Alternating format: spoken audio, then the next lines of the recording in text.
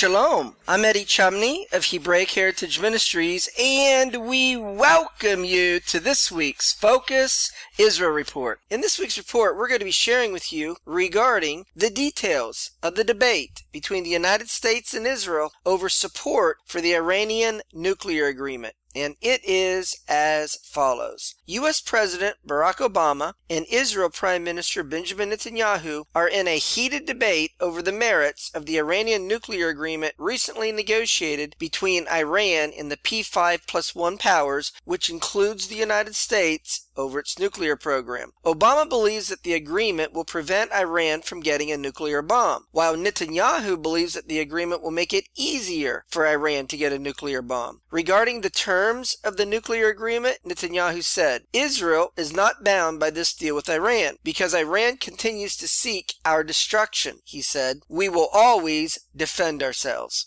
Netanyahu's office wrote a document outlining the Israeli opposition to the Iranian nuclear agreement. Netanyahu said that with this agreement, Iran has two paths to acquire a nuclear bomb. Primarily, if the Iranians violate the deal, as they've done in the past, they can develop a bomb by cheating. Secondly, if Iran abides by the agreement, then in about a decade, when the central restrictions on its program are automatically removed, they will be able to carry out unlimited enrichment of uranium with full international legitimacy, the document says. At that time, Iran's breakout time will be close to zero, as U.S. President Barack Obama has already admitted is the case. After the agreement, Iran's deputy foreign minister said that the nuclear deal with the world powers did not include limitations on Iran's weapons capabilities or missile power, and that Iran would keep arming its regional allies. We have told them, that is the P5+1 world powers, in the negotiations that we will supply arms to anyone and anywhere necessary and will import weapons from anywhere we want, and we will have clarified this during the negotiations. Abbas Araghchi told Iranian state television. Araghchi emphasized that Iran would do what it thinks necessary to maintain its regional alliances. We will take any necessary action to maintain and expand our defensive capabilities, safeguard our independence and sovereignty, and help our regional allies to fight against terrorism, he said. We are not ready to even negotiate on our security and defensive issues, let alone compromising them, he emphasized. Meanwhile, Iran's supreme leader, Ayatollah Ali Khamenei, listed Iran's allies as follows. The Islamic Republic of Iran will not give up support of its friends in the region, namely the oppressed people of Palestine, of Yemen, the Syrian and Iraqi governments, the oppressed people of Bahrain, and sincere resistant fighters in Lebanon and Palestine. Our policy will not change with regards to the arrogant U.S. government. Last year, Khomeini said that Iran should keep arming the Palestinians until Israel is destroyed by a referendum of the people living there. With the agreement, Iran will ultimately be receiving over $150 billion